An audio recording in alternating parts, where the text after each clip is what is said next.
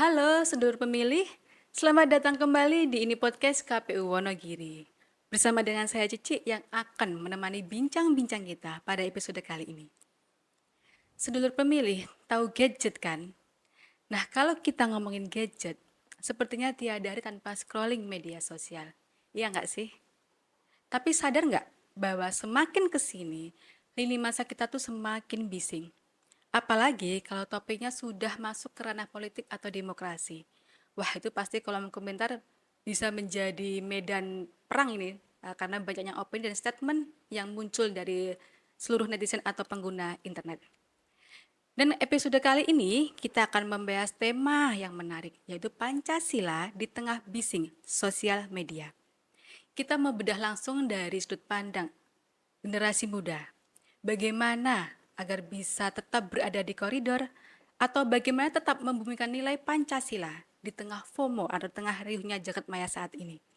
Dan di studio kita telah hadir teman mahasiswa dari STAIMAS, Ketua BEM STAIMAS Wonogiri atau Sekolah Tinggi Agama Islam Mulia Astuti Wonogiri dan sekaligus aktivis GMNI Wonogiri. Hadir di depan saya Mas Ahmad Khairin.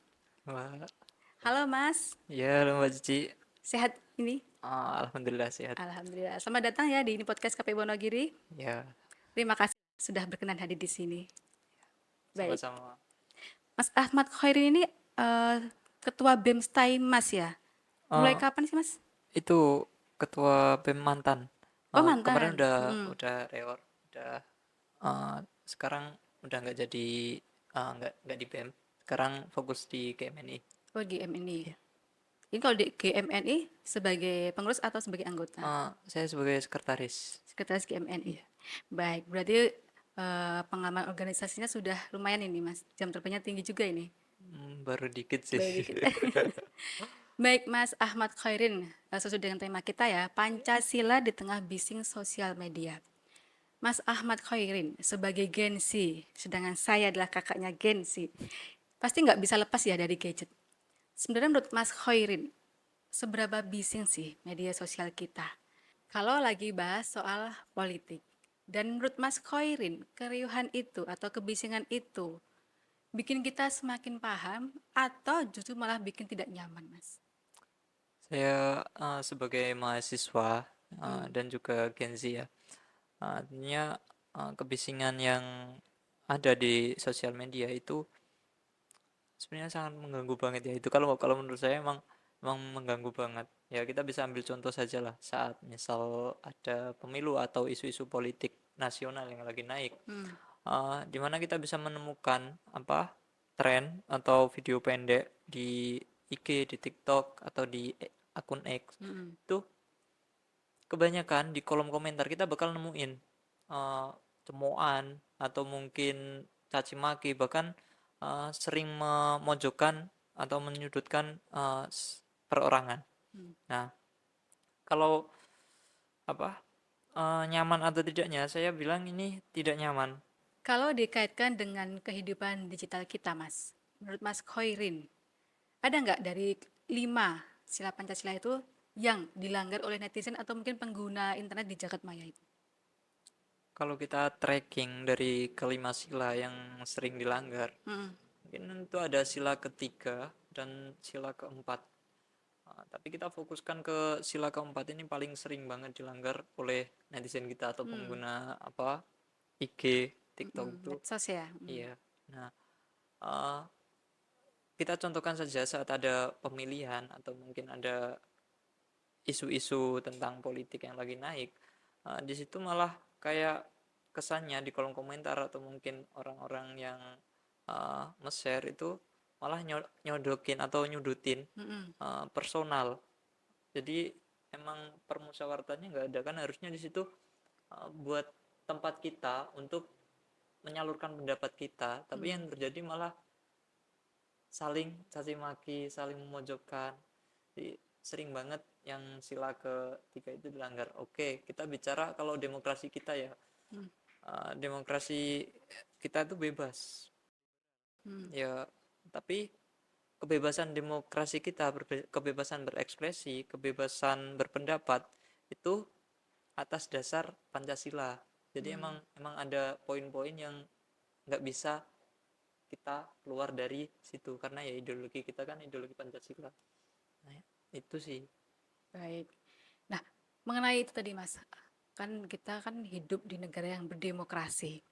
Ada demokrasi substansial, ada demokrasi kontekstual ya. Iya. Nah, kalau menurut Mas Khairin, di tren medsos kita yang sering didominasi oleh netizen-netizen kota besar, sebenarnya seberapa pengaruh sih kebisingan nasional itu terhadap cara pandang atau mungkin keputusan politik anak muda di Wonogiri terutama itu? Jujur dampaknya pasti ada ya. Tapi emang kebanyakan pemuda di kita, apalagi mahasiswa itu cenderung memfilternya. Contoh nih kayak ada isu-isu nasional yang naik kayak isu SARA atau isu agama.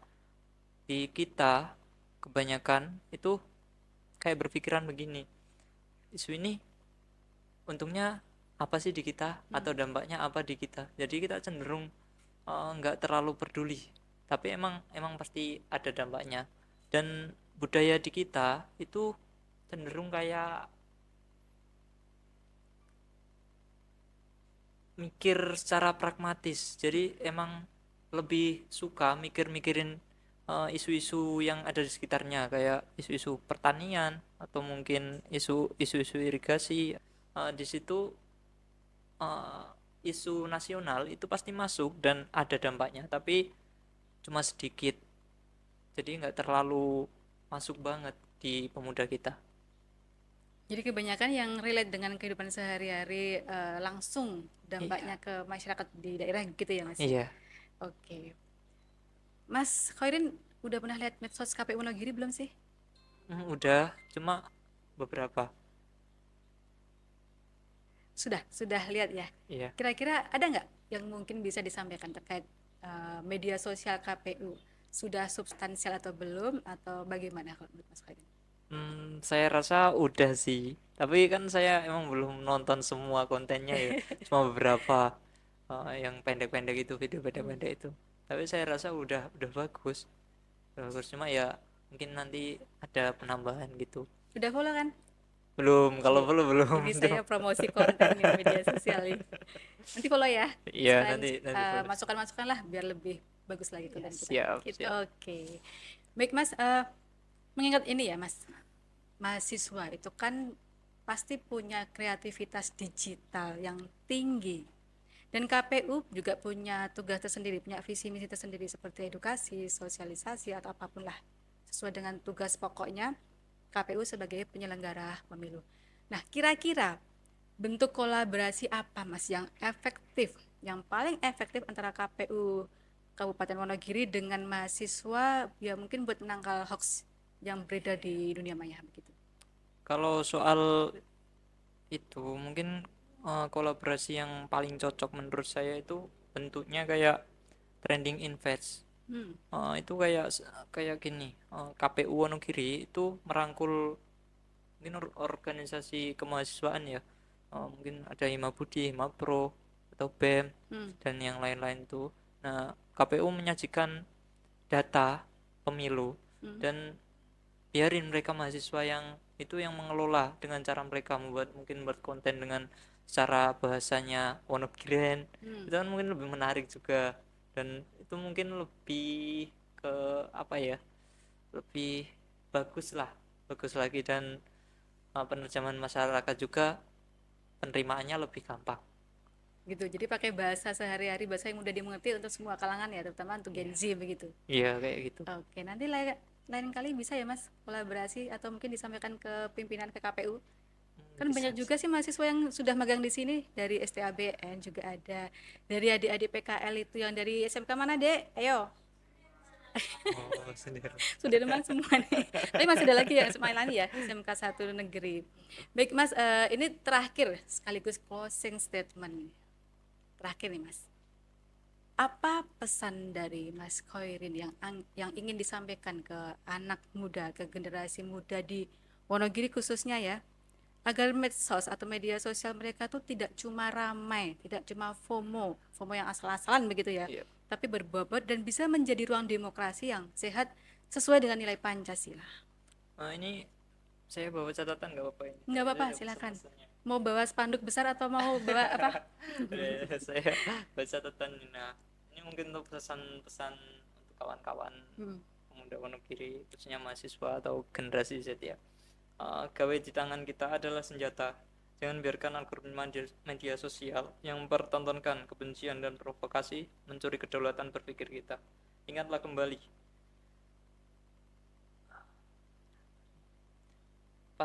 pesan Bung Karno dalam pidato lahirnya Pancasila tentang pentingnya membangun Indonesia di atas fondasi kokoh.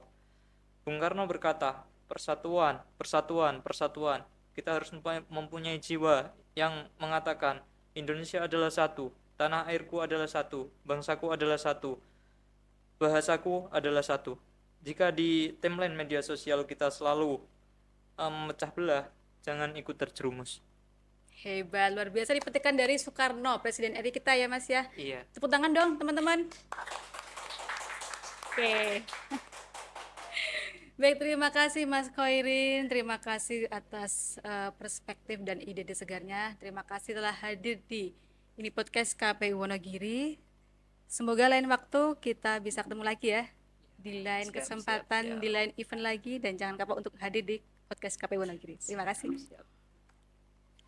Baik, sedulur pemilih, ternyata di tengah bisingnya media sosial, nilai-nilai Pancasila bukan hanya sekedar teks atau hafalan semata, tetapi menjadi kompas atau tujuan agar kita tidak tersesat dalam polarisasi digital.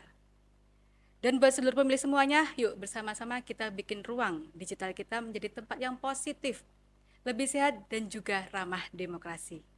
Karena menjadi kritis itu wajib, tapi tetap santun dan menjaga persatuan itu adalah hal yang berbeda dan pastinya lebih berharga. Terima kasih telah menyaksikan ini podcast KPU Wonogiri dari awal sampai akhir. Jangan lupa untuk like, share, dan komen ya, agar kita semakin semangat lagi untuk menampilkan hal-hal yang positif lainnya. Dan juga jangan lupa untuk terus ikuti informasi terupdate dari KPU Wonogiri melalui akun-akun resmi di media sosial KPU Wonogiri. Terima kasih, sampai jumpa di episode selanjutnya, dan jangan lupa untuk selalu membangun Wonogiri melalui demokrasi. Salam.